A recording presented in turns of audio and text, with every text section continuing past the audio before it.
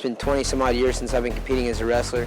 So for me, you know, a little nicks and bruises and things that I can look over are kind of easy. I took the Burrell fight on 3 weeks' notice, and 8 days into that camp I got a pretty serious injury. I really blasted my patella tendon on my knee and I tore my hamstring. I kind of just said, screw it, gave myself 14 days to recover. I wasn't 100%, kind of learned my lesson there.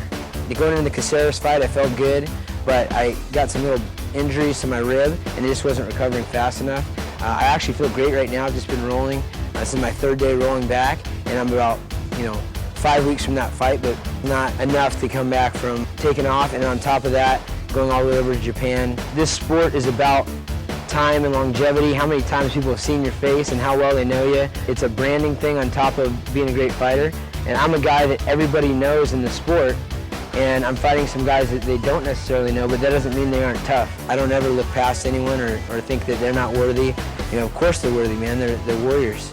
Just be a little bit smarter, but I'm ready to go, really. I feel like as soon as they give me another assignment, I'll be ready to put in a good camp and get the W. I've always been a leader. I remember I had my report cards, and my teachers would always put, Urijah as a natural leader. It's been a huge goal of mine to build this team, not only the best team in the world from a fighting aspect, to make these guys well-rounded individuals that have lives outside of the fighting. And being able to help mentor these guys and bring in some of my best friends, guys like Danny Castillo, who have had a long, successful careers and now starting their own businesses, and Dillashaw to get the world championship, and Joseph Benavidez to buy his 2nd house out in Las Vegas. It just gets me excited, man. It gives me goosebumps, and so it's a big part of why I do what I do.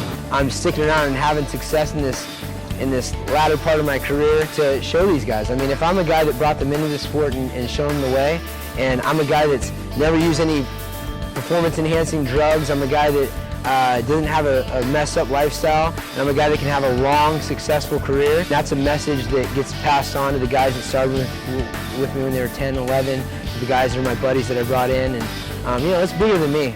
He's not going to be affected by this, that, or the other thing. It is a little bit strange that they would have this rematch right away.